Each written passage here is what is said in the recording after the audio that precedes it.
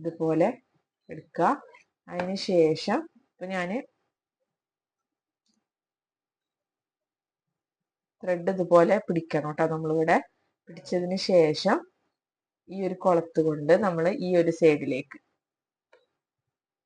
എന്നിട്ട് നമ്മൾ ഇവിടെ ആ ഒരു ത്രെഡിനെ, അതായത് അടിയിൽ നമ്മൾ വെച്ച് കൊടുത്ത ത്രെഡ് ഇവിടെ കുത്തി ത്രെഡ് അടിയിൽ വെച്ചിട്ട് അതിന് ശേഷം നമ്മളെ സൈഡിലേക്ക് നീഡിൽ തിരിക്കുക. ജസ്റ്റ് ഞാൻ കണ്ട തിരിച്ച് പൊക്കിയെടുക്കുക. ഒരു ചെയിന് വന്നു. ഓക്കെ, വീണ്ടും കുത്തുക.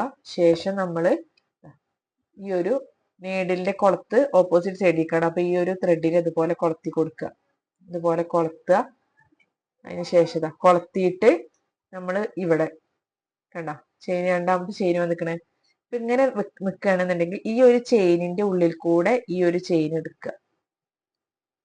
ജസ്റ്റ് ഇങ്ങനെ എടുത്തു കൊടുക്കുക. അപ്പൊ ഇങ്ങനെയാണ് വരിക.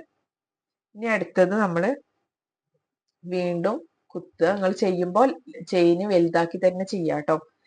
ശേഷം അതാ ഇതുപോലെ ചുറ്റി കൊടുക്കുക. ചുറ്റിയിട്ട് നമ്മൾ കൊളത്തിയിട്ട് കണ്ട കൊളത്തിയിട്ട് നീഡിലെ നമ്മളെ സൈഡിലേക്ക് ആക്കിയിട്ടാണ് പൊന്തിച്ചെടുക്കുന്നത്. ഓക്കെ, വീണ്ടും കൊളത്തുക, ചുറ്റി കൊടുക്കുക. ചുറ്റിയതിന് ശേഷം നമ്മൾ നീഡിൽ കണ്ട തിരിച്ചിട്ടാണ് നമ്മൾ പൊക്കിയെടുക്കേണ്ടത്. അപ്പൊ നമുക്ക് ആ ഒരു നമ്മൾ കൊളത്തുമ്പോ തന്നെ കണ്ട ഇവിടെ ഒരു ഹോള് വീഴും. ഒന്നുകൂടി സൂം ചെയ്ത് കാണിക്കാട്ടോ.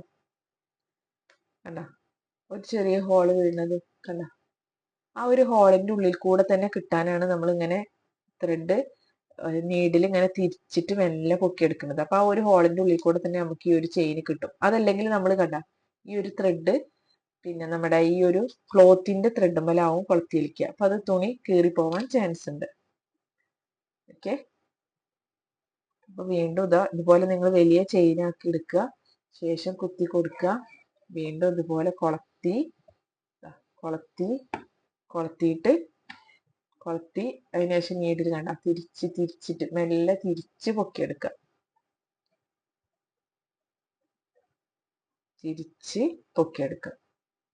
ഓക്കെ, വീണ്ടും കുത്തുക. അതിനുശേഷം ചുറ്റി കൊടുക്കുക. ഇതിങ്ങനെ പിടിക്കണം കേട്ടോ നമ്മള് ചുറ്റുക. അതിന് ശേഷം നീഡിലൊന്ന് തിരിച്ചിട്ട് പൊക്കിയെടുക്കുക കേട്ടോ.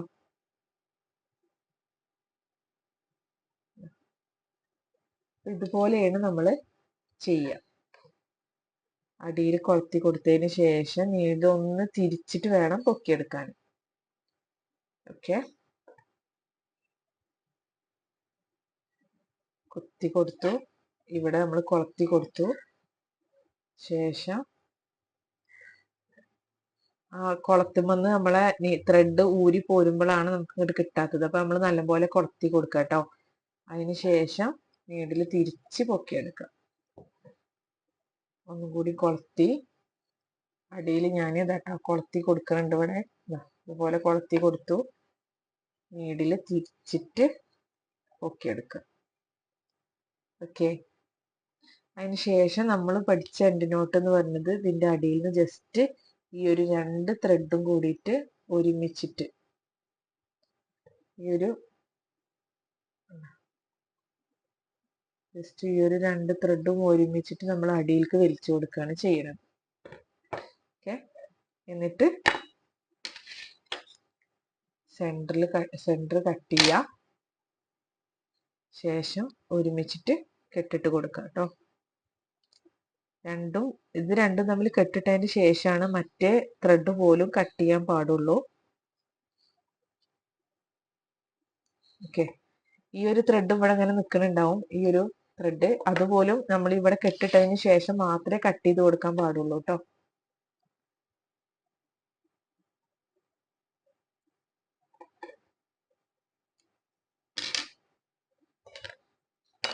ഓക്കെ,